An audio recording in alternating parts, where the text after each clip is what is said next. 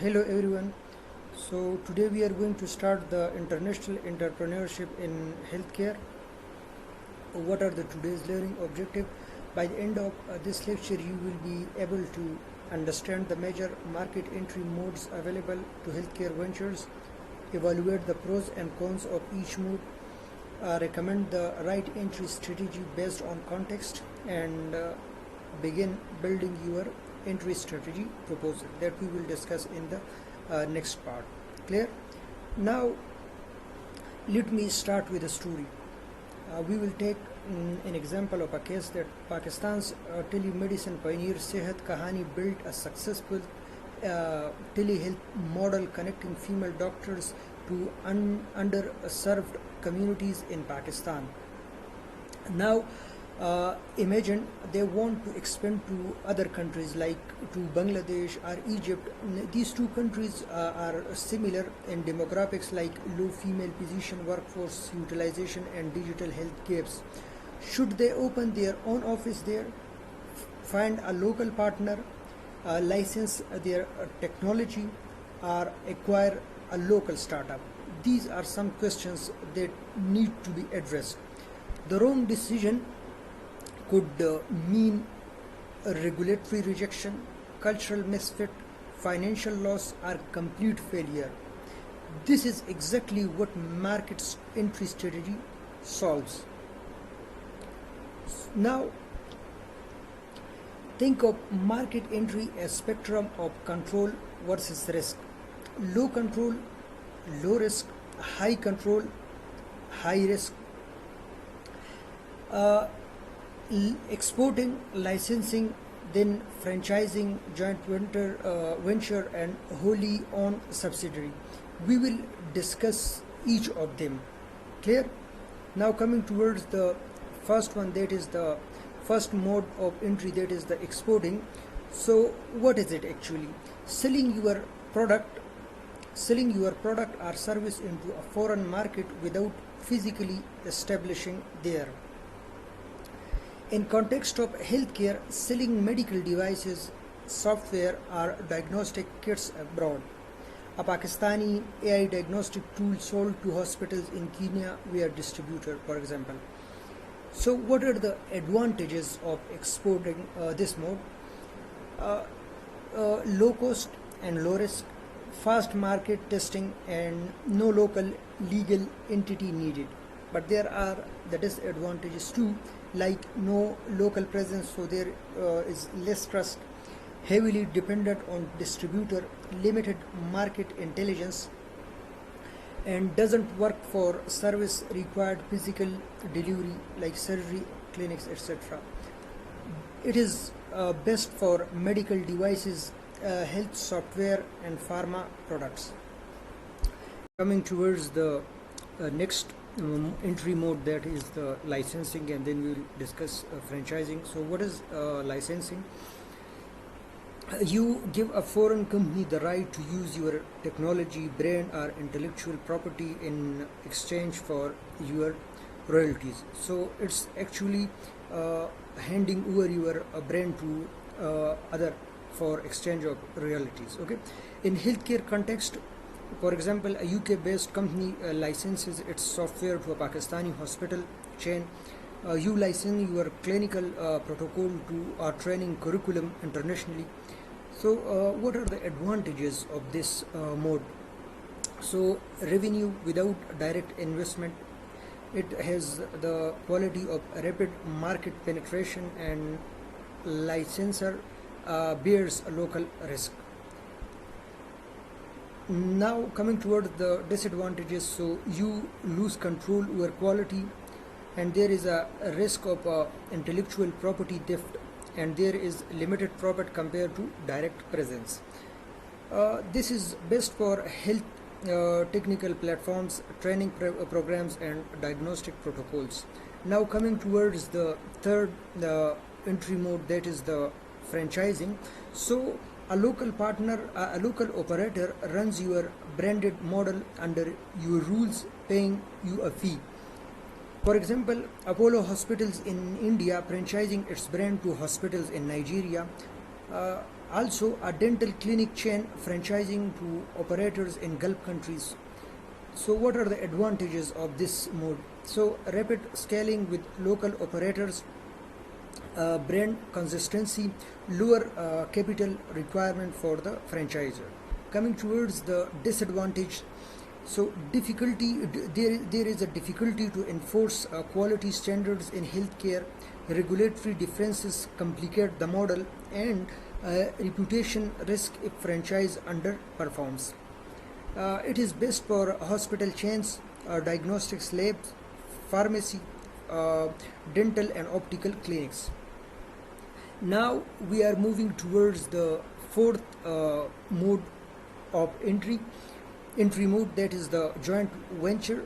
So you and a local partner co-create a new entity sharing ownership, risk, profits and decision making. So you make a partner in this entry mode.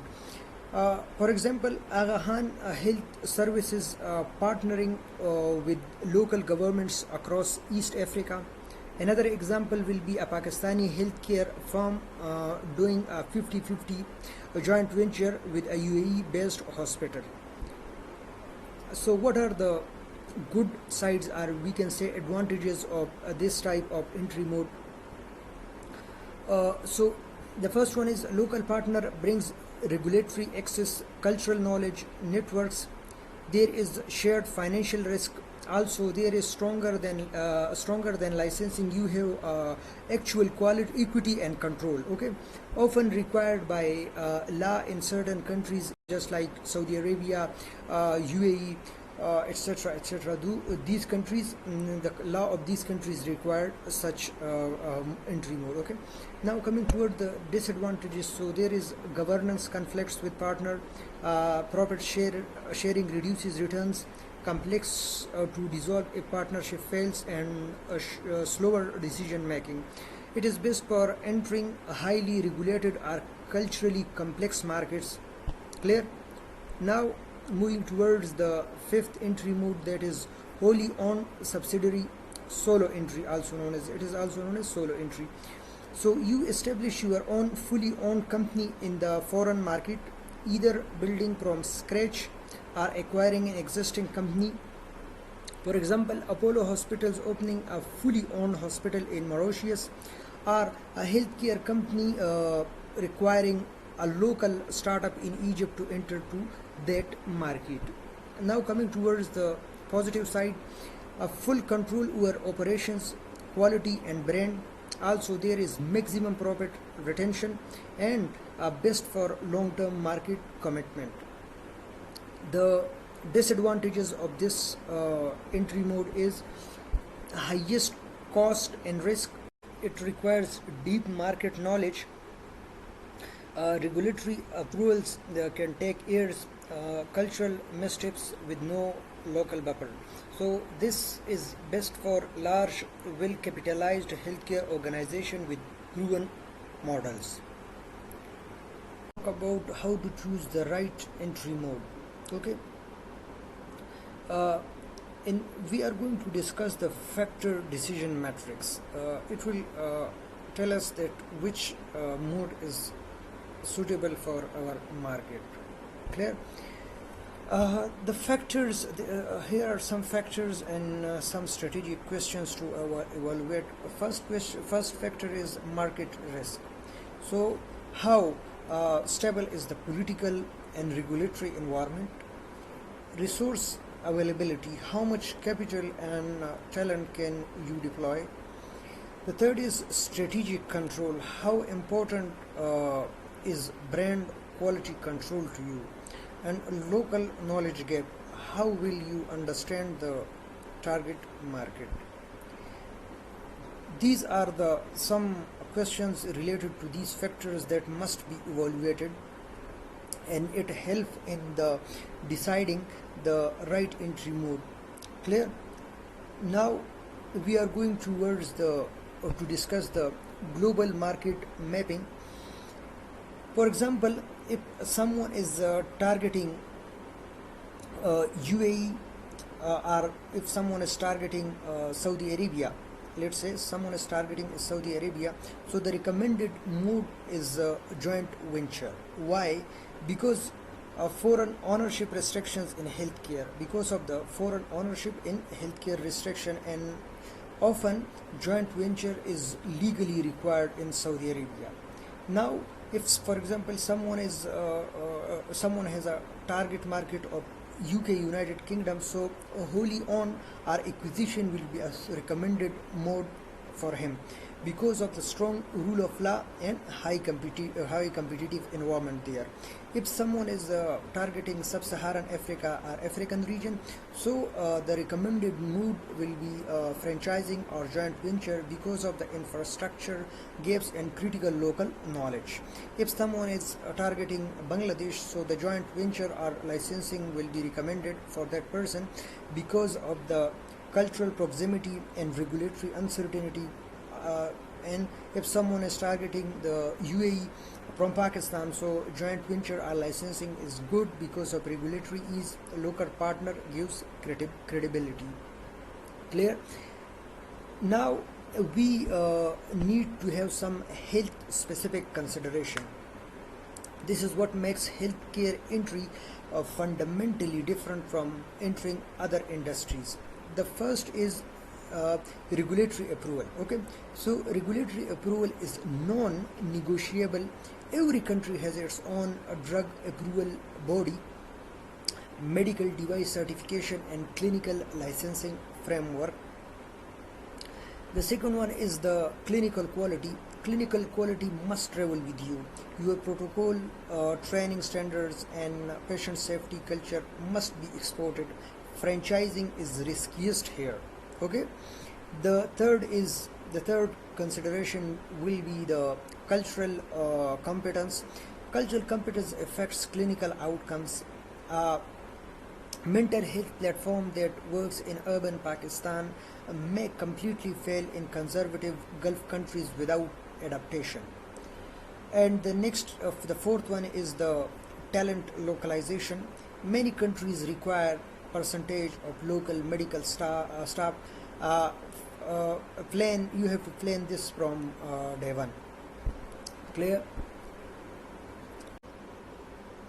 Okay, so now before we move on, I want you ask some question and you have to answer that. So, for example, if Sehat Kahani wants to enter Egypt, they have limited capital but strong technology. Which entry mode would you recommend and why? Think of this as we have discussed these modes previously. So according to this scenario, what will you do and which mode will you recommend here and why will you recommend? The next question is, what is the biggest risk of franchising a hospital brand internationally?